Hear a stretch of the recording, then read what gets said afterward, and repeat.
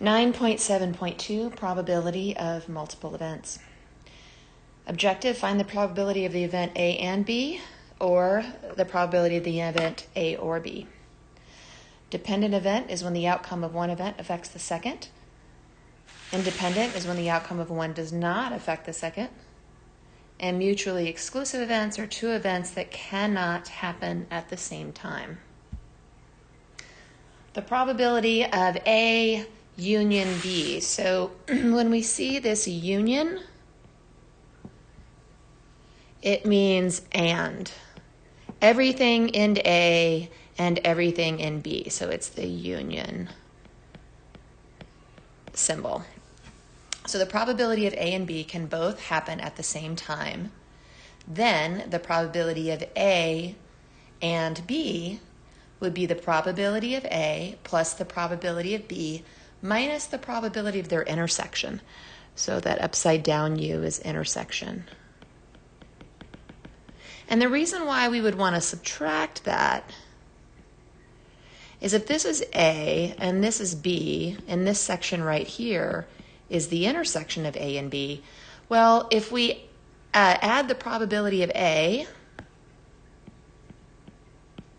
and then we add the probability of B, then we've counted this intersection twice. So that's why we're going to subtract it once, so that we only count that probability one time. So a card is selected from a standard 52 card deck. What is the probability that it is either a red card or a queen? So that means that either works. So the probability of red or a queen. So that means any red card works. Any queen works. So probability of red plus the probability of the queen, and then minus the probability of a red queen, because we don't want that counted two times. It's already counted in the probability of red and the probability of queen. So half of the deck is red. There's 2 red suits and 2 black suits, so 1/2. There are 4 queens out of 52. And then there are 2 red queens, 1 diamond and 1 heart. So what we end up with once we find a common denominator is the probability being 28 over 52. If A and B are mutually exclusive events, which means there's no intersection, so there's no intersection, a card is selected at random from a 52 card deck. What is the probability? That is either an ace or a black king. So probability of ace or a black king. Since they can't be both, it's just the probability of A plus the probability of B, because either are successes. So there are 4 aces out of 52, and there are 2 black kings, 1 club and 1 spade out of the 52. So we get a probability of 6 over 52 for that event. The probability of A and B. So A and B means that they both have to happen, and that's when we're going to do multiplication. Let's go back a second. Notice I said earlier if 2 things happen to happen or have to happen in the previous lesson, they would be multiplied. So here it's saying it can be red or a queen, so both give you success. In this one, it can be an ace or a black king, so either give you success. Here we're talking about when both things have to happen. So those last 2 we can add because either one gives a success rate. If both things have to happen, you're going to have to multiply them. So the probability of A and B would be the probability of A times the probability of B. So the arrow of the spinner below is spun once, and then the die is rolled once. What is the probability that the outcome will be C4? So first off, C is probability of C on this spinner is 1/4. If it was A, it would be 1/2. But it's 1/4 because it takes up 1/4 of the area on the spinner. The probability of A4 is 1/6. So the probability of C4 means we have to have the 1/4 probability from the spinner and the 1/6 probability from the die. And multiplying those 2 gives us the probability of the and, 1 over 24. probability of a complement. So let A be an event and A not be its complement. The not is that little apostrophe. If the probability of A is P of A, the probability of the complement is P of A not. And that's going to be equal to 1 minus the probability of A. So if we think about this, if the entire sample space, if all probabilities are between 0 and 1, and the reason why they go up to 1 is 100% of the possibilities, then if I know the probability of getting a 4 is 1/6, if I want to know the probability of not getting a 4, I can just subtract 6 from 1. So 60 identical chips labeled 1 through 60 are placed in a box. 4 chips are randomly removed. What is the probability that at least one of them has an even number? So we could do this, the probabilities, in a positive way, like successes. But we would have to, when we say at least one of them, that means of the 4 chips, we could have 1 or 2 or 3 or 4 be even. And so we'd have to add all those probabilities once we found each of them separately. If instead we just do that the probability of at least one even is equal to 1 minus the probability of no evens, that's going to be easier to find.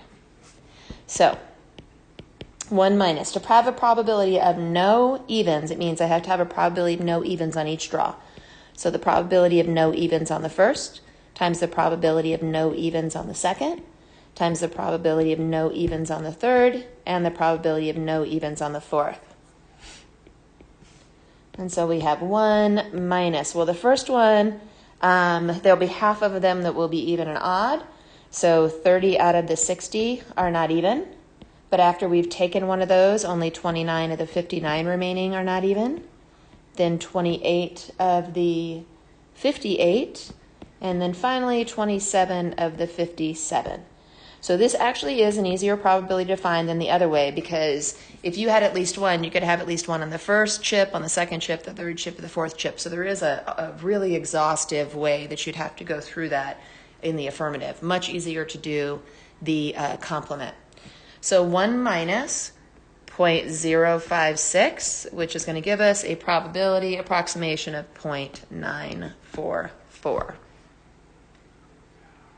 Are the outcomes of each trial independent or dependent? Roll a number cube and then a spinner. Those are independent. They're not the same thing. One has no effect on the other. Pick a card and then without replacing, right there we already know it's dependent, because if you don't replace the card, then you cannot draw it on the second draw, and your sample space has changed. At a picnic, there are 10 diet drinks and 5 regular drinks. There are also 8 bags of fat-free chips and 12 bags of regular chips. If you grab a drink and a bag of chips without looking, what is the probability that you get a diet drink and fat-free chips? Since it's an and, we have to multiply. So the probability of a diet drink and the fat-free chips would be equal to the probability of getting a diet drink times the probability of the fat-free chips. So 10 diet drinks and 5 regular, so the probability of getting diet is 10 out of 15.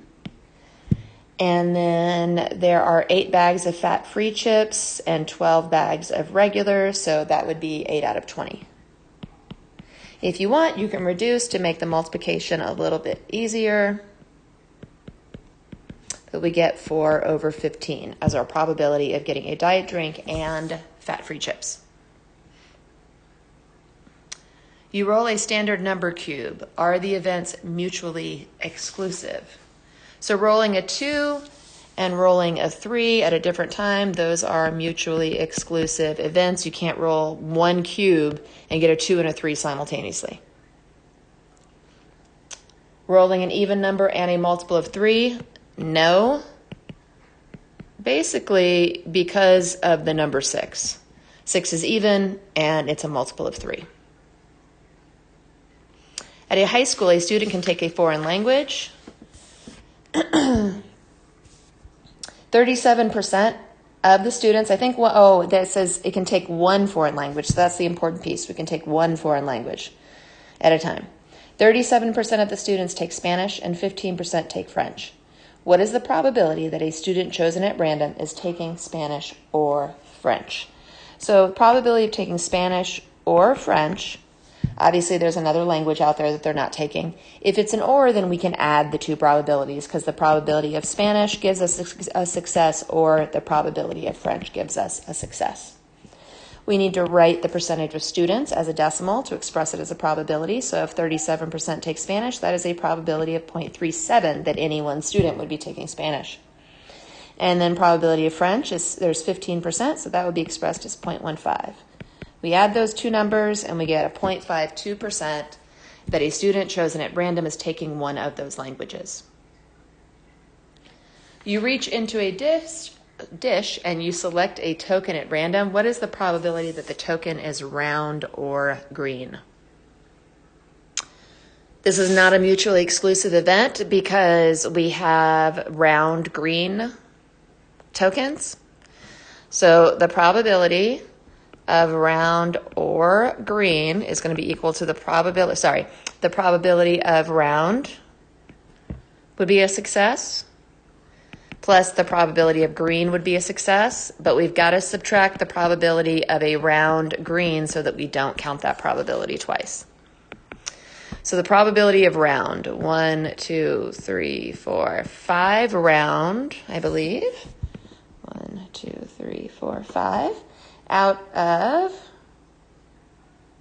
9 tokens, there are 3 out of 9 green tokens, and 2 of those are round. So we've got, 8 ninths minus 2, so 6 ninths or 2/3 of a probability. If the probability of an event is 0.45, what is the probability that the event won't happen? Well, this is just a complement. So we do 1 minus 0.45, which is 0.55.